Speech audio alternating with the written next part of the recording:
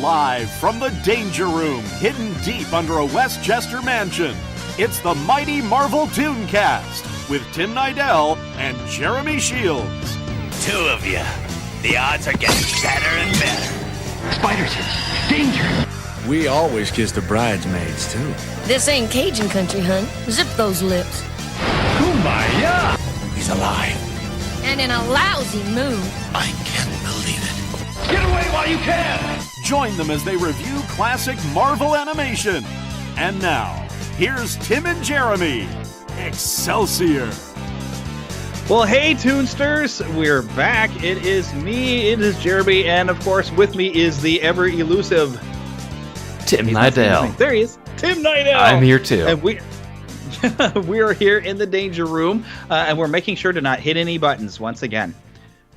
And why are we together? Because you should never go to the Danger Room alone. That's what it was we were saying in previous episodes. I'm glad I remembered.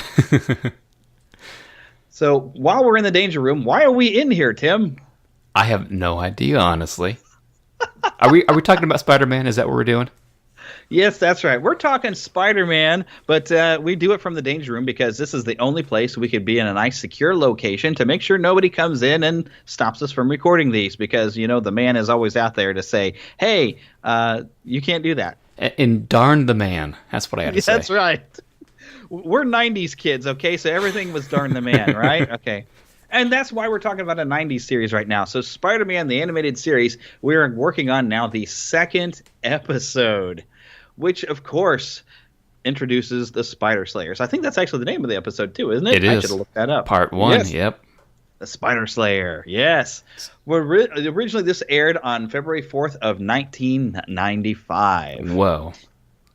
Yeah, and this is one, I think we've even talked about this before, that seemed like there was a delay from that first episode until this one, because like the first one had aired, I think, like November 94? Yeah, it was a long time. It's like they teased us to say, oh, by the way, this will be happening kind of next year, but here's a good look. So I had been waiting for this episode for a very long time. And we talked about it before, but this series is just amazing. It still holds up today, and I was 15 and you were what, maybe 18, 19? I was 17. Okay, 17, okay. At this time. Yeah, at the time of this episode, I was 17. Okay. And still watching cartoons. Hey, you know, I did it up until I was 20, you know, when I moved out of the house and I started working in Yellowstone where there is no TV whatsoever. That's when I stopped watching cartoons because I was forced to stop watching TV. So I was the same way. I watched cartoons up until I was 19. Yep, and now if I find a good cartoon, I will still watch it today, even though I'm 40 now. Well, see, I'm different when it comes to that. I don't know. I don't like modern day cartoons. Usually, there's some that I do appreciate and I can watch, but another aspect of it is I don't have time in my busy schedule to watch cartoons. So I just Star Wars Rebels and Star Wars: The Clone Wars. I haven't seen any episodes of either one of those. See. And Netflix does have the Clone Wars, but you don't have Netflix. I don't have Netflix. Those are two animated series worth your time. Once you get through the first season on both of them, is kind of, but once you hit the second season, it hits the gas, and it's an excellent show, both of them. But we're here to talk about Spider-Man, and should I? That's right. Should I maybe set up that I wasn't able to watch this episode?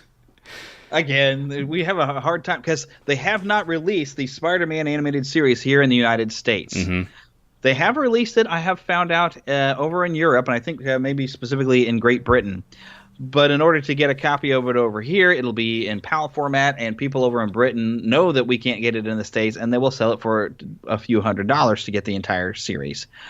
So Disney, doggone it, released the series because otherwise we have to find alternative means to watch these. And believe me, there are ways out there, and you're not making any money off of it. Exactly. And I thought I had that way, and I do have that way, but they numbered them wrong. So I watched the wrong episode in preparing for this episode we're about to record. So I'm all ready to talk about the Scorpion if you want to talk about the Scorpion. But we're not ready to talk about Scorpion yet. That's coming up in a few weeks. But you did mention, I got to point out that you called this an amazing series, and how apropos, because this is the Amazing Spider-Man. Which we better just get to it. Oh, but we didn't mention that if you enjoy hearing our craziness, make sure you check out the Neverland podcast and also Saturday Morning Rewind. Mm-hmm. There's, of course, podcasts for each and also a YouTube channel for each. And Saturday Rewind here has been putting up some really fun stuff, which I meant to ask you about later, but I'll do that after the show because I've been watching some stuff and I'm like, that's really cool. How did you get that? Sweet. But yeah, he's got cool stuff, so go check it out. Yep. All the links are on the website, so there you go. Yes.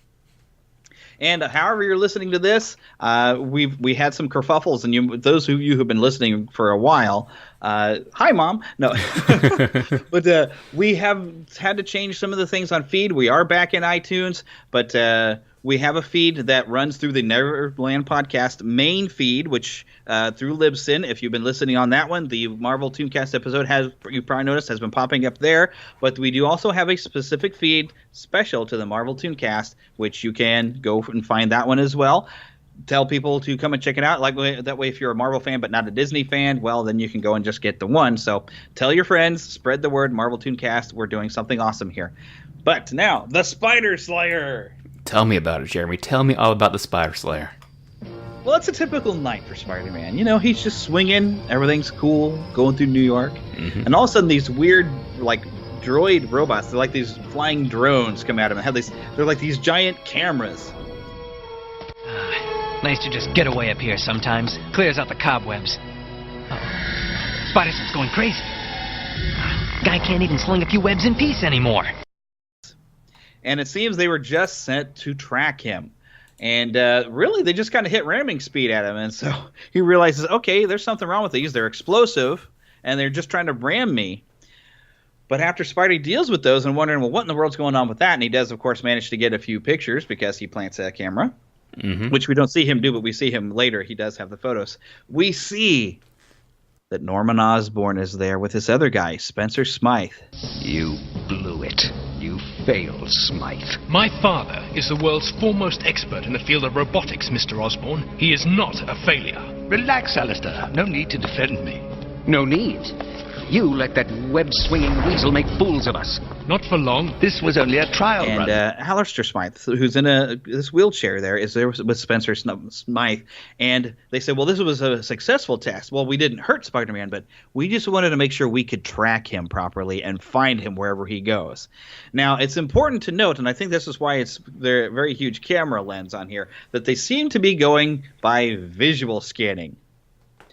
So they don't seem to have any other way to actually detect his DNA. Maybe there might be something where they can track something about Spider-Man. This is actually something that was used. Did you ever play the Spider-Man movie tie-in video game way back in the day? Yes, I sure did. Yeah. And they had the whole thing where they're making something to track. And they basically did like Spider Slayers in a way in that game at one point, but they were trying to track Spider-Man because they're trying to figure out the secrets of his power, and they managed to trace like his spider-like DNA. So there might have been something like that going on, but I think the important thing they're wanting us to notice is these cameras, so they're mainly relying upon that looks to be Spider-Man, let's go get him. Mm-hmm. Very, very important. Well, the next day we're finding out that there's a charity ball going on. J. Jonah Jameson calls Peter in here to this meeting. He's got Felicia Hardy in there.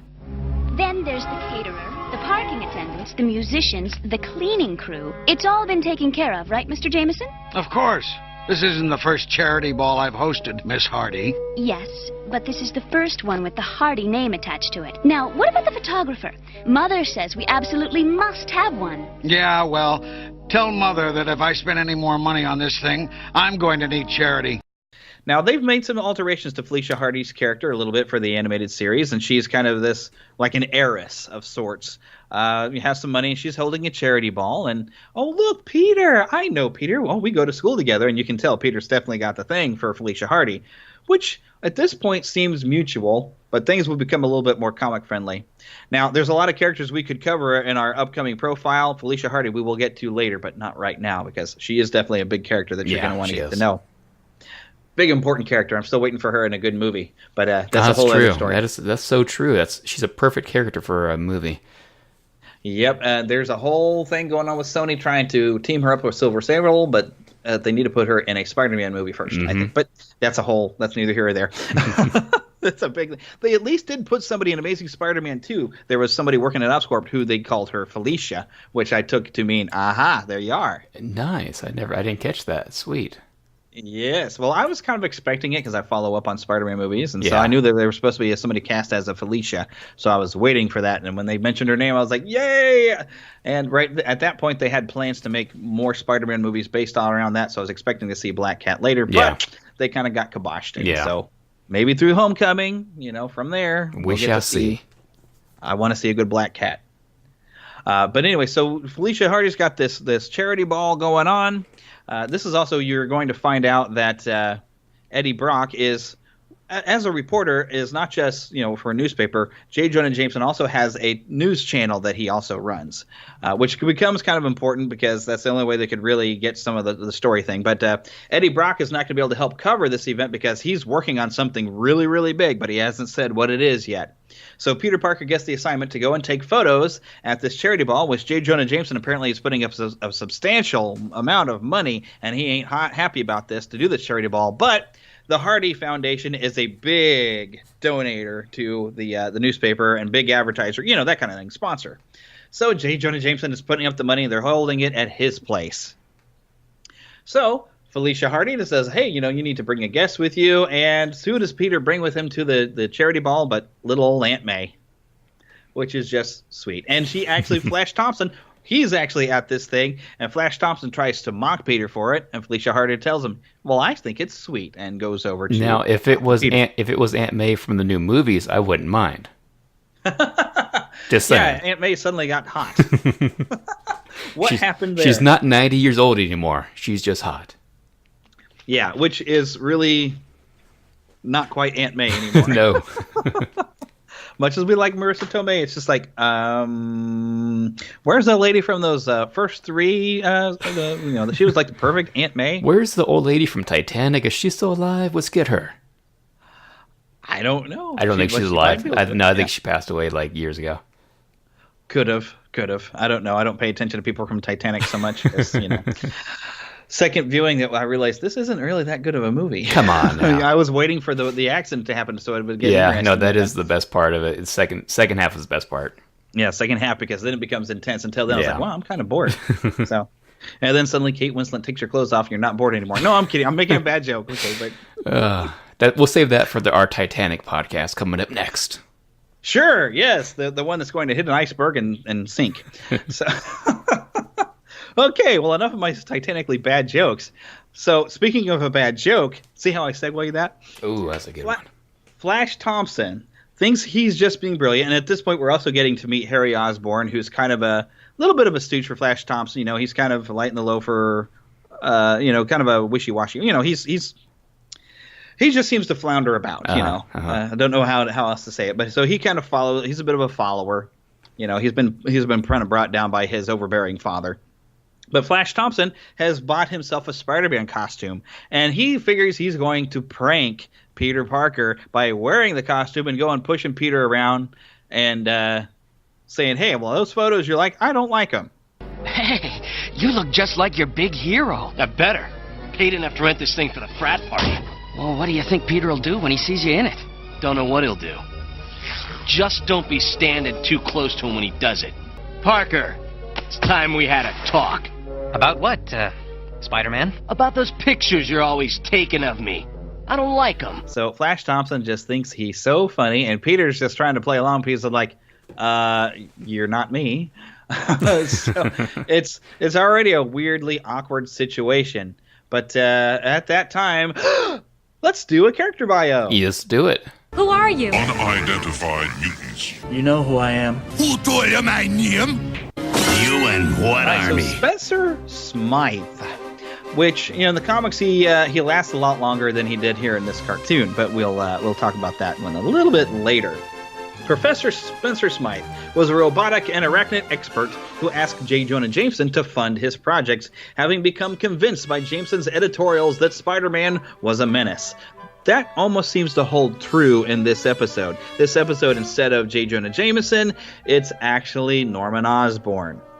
But after watching a demonstration showing that Smythe's robot could sense and track spiders, Jameson hires Smythe to capture Spider-Man. Jameson himself controlled the robot, meaning that Spider-Man found himself chased by a machine man with Jameson's face. However, Spider-Man escaped by leaving his Spider-Man suit wrapped in the robot's tentacles. Smythe, annoyed at the inability of his robot to capture Spider-Man, began to obsess about the web crawler, turning to crime to finance his research and constantly improving his robots, which he dubbed Spider Slayers, hence the name of this episode. However, no matter how deadly or powerful he made them, they were always defeated by Spider-Man, utilizing a key flaw in their designs. The second one, for example, was capable of tracking a unique energy signature generated by spiders, but was defeated when Spider-Man lured it back to Smythe's laboratory, causing it to overload from the multitude of spiders Smythe kept there for his research. Eventually, Smythe's criminal career came to an end when the radioactive materials used in the manufacture of the robots poisoned him, dooming him to a slow and agonizing death. Blaming Jameson and Spider-Man equally for his impending demise, Smythe handcuffed the two of them together with a bomb scheduled to detonate in 24 hours, which actually is coming up in an upcoming episode in the Spider-Man series, which we'll talk about that one. Anyways, determined to make the two of them suffer the agony of inescapable death that he saw them as having condemned him to. Unfortunately for Smythe, his disease was too advanced for him to survive the 24 hours himself, and he expired convinced that he had killed off the two men responsible. Peter Parker, however, had a pretty good grasp of what made mechanical devices tick, and was able to abort the bomb by freezing its controls mere moments before it would have detonated. Now, here recently, in a storyline called Dead No More, The Clone Conspiracy, Spencer Smythe was cloned by Miles Warren and his company, the New U Technologies, which I have not and will not read, because it's written by Dan Slott. I do not like him as a writer for the most part with Spider-Man. I don't like what he's done with the character, and I don't like the Clone Saga stuff. It's always a disaster every time they do it, and they went back to do it again. They even went so far as bringing back Uncle Ben into this whole thing, and so I'm not going to read any of that. So that's all I can say. Nobody's dead in comics anymore, so. But some people need to remain dead because it's too important. Exactly. For them to be dead. Now, Spencer Smythe, of course, we've mentioned he has a son, Alistair, and we're going to talk about him the next time we talk about Spider-Man, because Alistair is going to become quite important, and he is equally deadly and smart. So let's jump back into our episode synopsis. All right, so as we were talking about before, Flash Thompson is there dressed as Spider-Man, and he's trying to push around Peter, and Peter's like, oh, okay, sure, I won't take your picture no more, you know. And boom, a Spider Slayer. And, okay, this is what they call the Black Widow Spider Slayer, because it's a large black robot, and it's got, like, acid spit things and all these weapons, and it says Giant Spider. And it crashes through the ceiling. Now, Norman Osborn had mentioned, well, I just want Spider-Man captured. So that's what it's there to do. Well, of course, now we mentioned it only has a camera to really identify Spider-Man in. So who does it see? Flash Thompson, who is cowering over in the corner. So, of course, it grabs up Spider-Man, Flash Thompson, as Peter Parker tries to duck away after making sure Aunt May is okay in a room with a TV so she can watch what's going on, pretty much. And Felicia, unfortunately, sees Peter going away as she's kind of, got some debris kind of around here, and she sees Peter Parker going, taking Aunt May away and not coming for her. Mm. So he changes to Spider-Man. Spider-Man comes and helps Felicia, which Felicia appreciates Spider-Man, not so much Peter Parker. So Spider-Man, though, doesn't know where the Spider Slayer went, but you will later see him as J. Jonah Jameson is watching TV with Aunt May in the other room as the Black Widow has gone back to this secret location with what they think is Spider-Man, and Eddie Brock is there with a camera saying he will now exclusively pull the mask from Spider-Man and reveal his identity to the world. That's the big scoop he was working for. So Eddie Brock thinks he's just making his career. Live and exclusively. Cut to the chase, Brock. Flash Thompson. You know him? He goes to school with my nephew, Peter Parker. Wait a minute. Are you telling me Spider-Man's just some goofy kid? That's unbelievable. How can anything be unbelievable to a guy who publishes a tabloid? Spider-Man. And Jonah's like, yeah, that's the real thing right with here. So Eddie Brock just made me look like a chump on national television. So Spider-Man gets an idea of where the location is and sets off to go save Flash Thompson because he's in a lot of, which Aunt May does mention. I kind of love this. Aunt May says, somebody better go help that nice Thompson boy, and looks up. Spider-Man's already on his way. So then now the fun starts. Spidey shows up there, and this was interesting. If anyone listens to Who Did That Voice with Trenton Larkin, which you should, he had John Semper, who was the main writer for the Spider-Man animated series. I really would like to get him on this show, plus the Neverland podcast show would be awesome. I actually have tried to get him on the show, Neverland show, but he wasn't able to do it at the time. Maybe that's changed. So we'll see about getting him to talk on the Marvel ToonCast. But he mentions that he did not want to have Spider-Man ever punch anything because it seemed too mean. Although in the comics, Spider-Man can punch the dickens out of whatever he wants. Exactly. In the cartoon, he just didn't feel it right because he says Spider-Man has all these other things that he can do with some webbing. And when Spider-Man shows up, we see some of these soldier guys come running in, and they want to grab Flash Thompson Spider-Man because he's got an enemy. Which I forgot to mention, Norman Osborn was seen talking to this enemy, and it's the Kingpin, which we can do a segment on him later. Nice. The Kingpin is they've got him doing more of a worldwide crime syndicate instead of just ruling New York and Hell's Kitchen, which was very cool. He's doing it from like the top of is that the Chrysler building in New York? It's a famous building. They have it like he's got a whole thing. But you find out that the Kingpin has actually been orchestrating this whole thing to where he wants to get Spider-Man because Spider-Man has been interfering in his criminal empire. So these guys show up and they actually apparently working for the Kingpin. Spider-Man shows up, and he's allowed to kick people and web people and fling them around and do all kinds of stuff, but never punch them, which is kind of interesting. Mm-hmm. So he deals with them, but now he's still got this giant spider that realizes it's him, and it is like nearly invincible except for the special acid that they use to put the screws in. So that's the only thing that might possibly hurt it. So now he's got to figure out a way to get it in there. And it's pretty cool because you have this great scene where Spider-Man takes like this big metal steel beam. This thing is indestructible. Foul ball coming. Do the Mets need me or what? And he's making baseball jokes as he's whacking this thing, trying to be able to subdue it. But eventually, after the whole mess, he finally gets a great idea, gets on the top of the thing, and puts a web cartridge into the thrusters of the Black Widow robot. When it tries to thrust away at one point, it gets gummed up in its own webs and falls into the vat of acid, which was the only thing that could eat through its armor. And that's really summing things up. However, in the process of the battle, there was a fire started in there. Alistair and Norman Osborn leave, but Spencer says, no, I'm going to stay here and see this through.